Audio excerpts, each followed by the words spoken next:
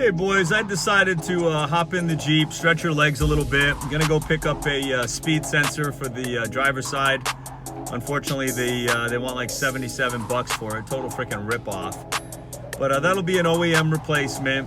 I figure I'll pick up a couple oil filters while I'm there, one for the JK, one for the Grand Cherokee. And then maybe tomorrow morning I'll change out the speed sensor. We'll see. But anyway, it gives me something to do. All is well. Gary, I hope your parts come in today. And Dwayne, I will see you tonight at the 8 p.m. meeting. All right, my brothers. God bless. Have a good day. Okay, so you're driving along and your traction control LED fault light comes on, as well as your ABS.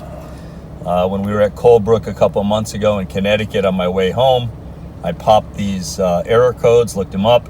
It was the driver's side ABS wheel speed sensor. So here I am at Jeep dealership, going to pick up a new sensor and get that changed out probably tomorrow. And while I'm here, I'm going to get some front differential inner axle seals. Lord knows my driver's side axle shaft broke. I put a stock shaft in, and then I put an RCV replacement in, so I'm not surprised that it's leaking.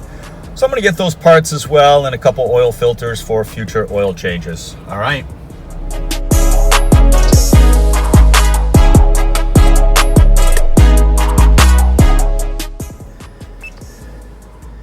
Information scan. Okay, we want to read or clear codes. Read codes. Reading diagnostics. All right. Pressing up and down will cycle through the codes. All right, implausible left front. There it is right there. So it's looks like U1409. Implausible left front wheel speed signal received.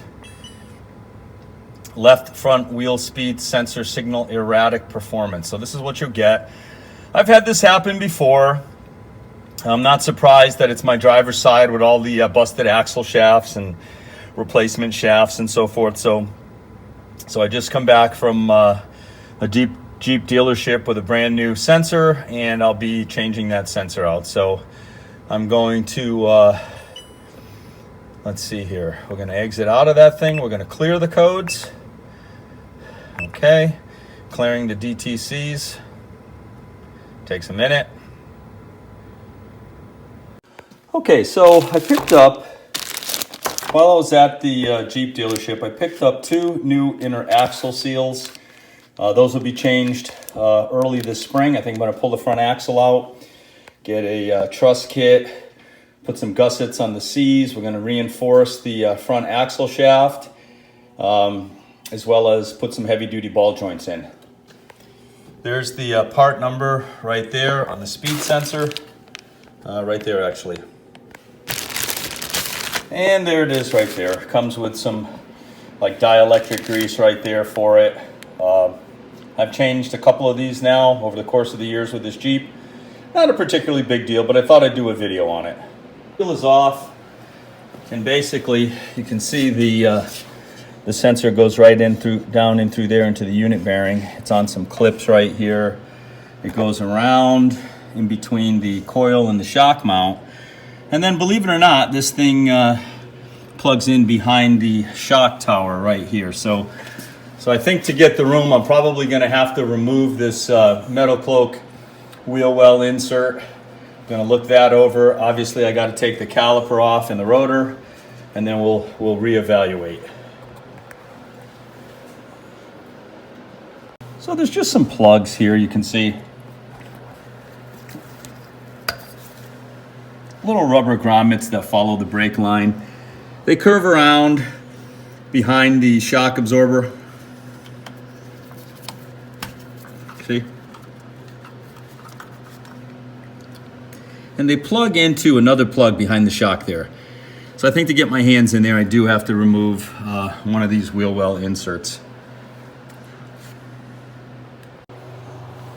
Okay, so the calipers are held on with 21 millimeter head bolts. They were, of course, torqued to 120 foot-pounds, believe it or not. So I used the breaker bar on those.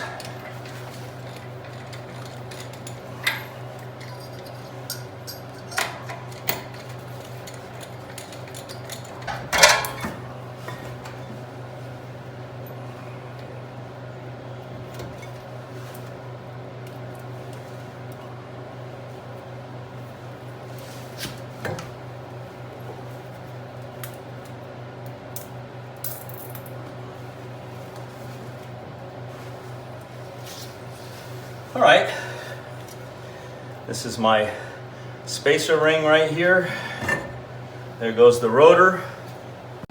You can see the sensor comes through this steel guard, and there's a good look at it right there. I'm gonna get some of that dirt out of there and clean that up a little bit before I remove it, so none of that dirt falls into the hole.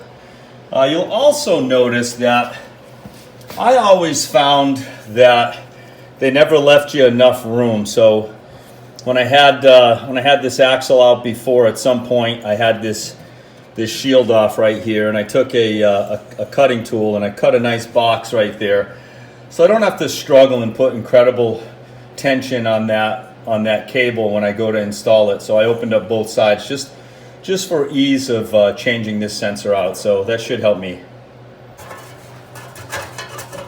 I don't know, that'll probably give me enough room just like that to get behind there with my hand, I'm hoping anyway. If not, I'll have to undo that bolt. I have changed the passenger side before. This is the first time replacing the driver's side, and this is a 2015, so you know, damn near 7 years. I guess that's not so bad. Unfortunately though, when you buy these from the dealer, it's like $77. You can find some Mopar ones on the internet for 45, 50 bucks, but the way things are so hard to get stuff in the mail now and back orders and things like that, I just didn't have the time, so I went and picked this up at a dealership.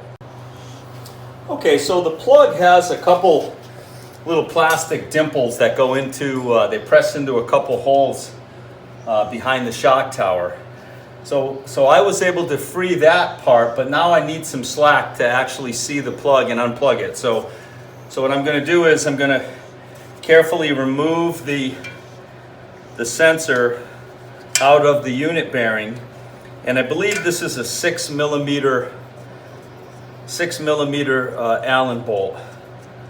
So that came out, and then I'm going to use a little screwdriver and pry that up and out, and then I can work the cable. Just going to use a little screwdriver here.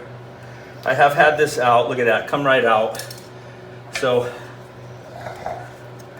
all I'm trying to do now is free the sensor. You can see that the sensor's out right there.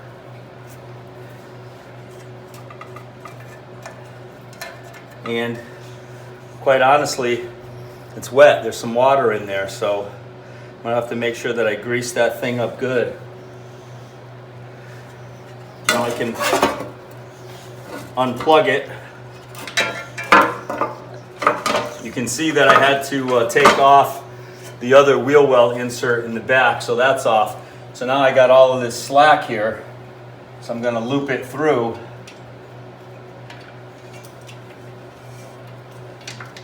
And the idea is I'm just trying to get a little bit of slack to pull the other part of the plug out. So I'm just working the speed sensor cable up through, and then I'll bring the phone around. And now hopefully, I'm hoping that I can get, yeah, now I can see the plug a little bit. So I'm just gonna pull that cable right around the shock tower, very carefully, not to put any crazy tension on the piece that goes to the computer system, because all it does is it plugs in and then carries the signal. So now I can get a look. Yeah, there's a red lock on the plug. So there's one of those little plastic locks. I'll bring the phone in and get a better picture of it. I still might have to take this guard off as well. Okay, so you can see the sensor and see the red tab right there. So I just pulled that tab out. So now hopefully I can squeeze that and separate it. So the piece that comes with the sensor, you can see the two little plastic dimples right there. Those will go into those holes right there. You can see them on the shock tower. So, you know, it's kind of difficult. You know, you got the steering box right there. It'd be a piece of cake if the other half of the wire had some flexibility, but it doesn't. So you got to kind of wrestle with it a little bit. So that's where I'm at. Okay. Once the little red tab was released, you just push right there on that, and it came out pretty easily. So now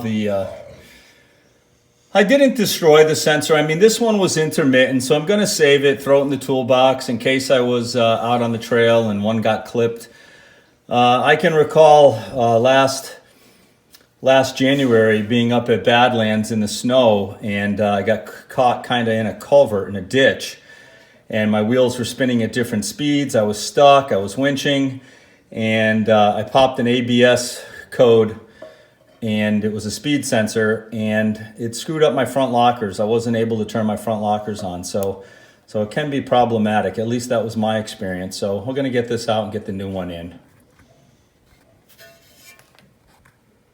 Okay, so I worked the cable through here, and then if you look right in there, you can see the two little plastic pieces that went through those holes. So I got that all connected, and I put the lock back down on the plug.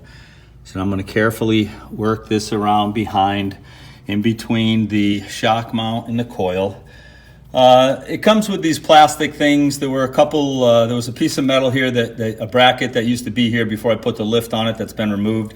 So I'm just gonna take my cutters and cut those plastic Christmas trees off right there, and then continue to work the plug around. I got a baggie on it right there just to keep it nice and clean, because everything on the Jeep is filthy right now. So I'm over the hump. I just gotta do some reassemble.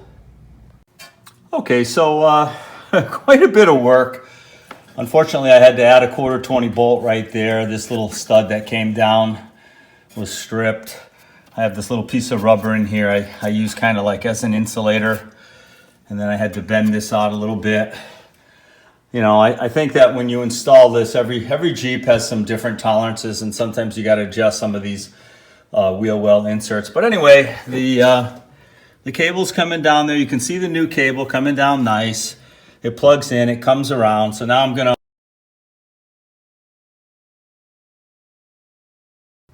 okay, so I routed the cable through the knuckle. You can see it there.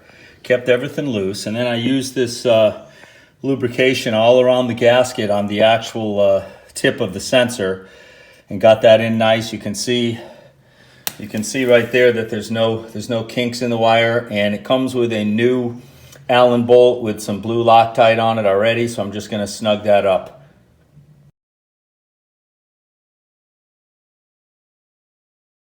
Okay, the sensor's in place, lubed up nice. This is tightened up really good. Cable comes around through the clips, and after I bring that caliper over, I got to put the rotor on, and I usually put a lug nut on to hold the rotor in place, or it flops all over the place. Then I'll swing that caliper around, and then plug the remaining two grommets that you see there. There's little plugs on the brake line that feeds the caliper. So we're almost there.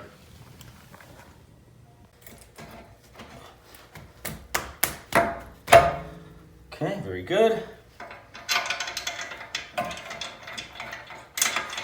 Come on. Bottom one started.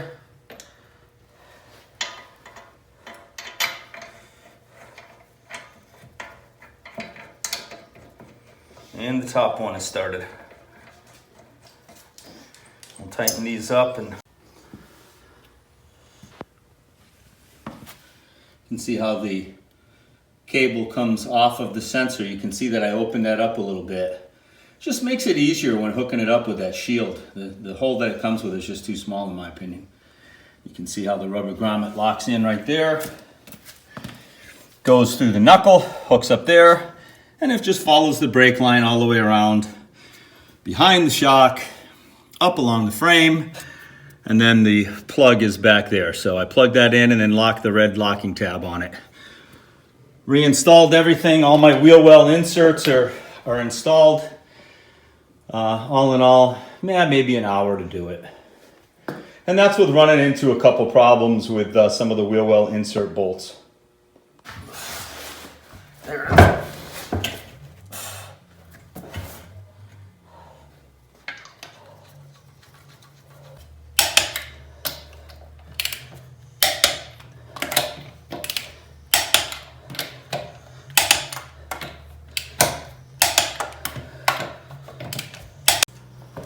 Okay, Hudson's inspecting the job, making sure everything looks okay.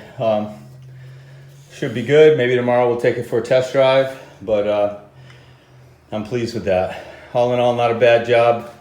Once again, $77 for the part. OEM Mopar ABS speed sensor that goes into the unit bearing. My experience is stay with the OEM products. Although you can find it cheaper online, $45, $50. I just didn't want to wait. Okay, Hudson, that's a wrap. Wake up! Wake up!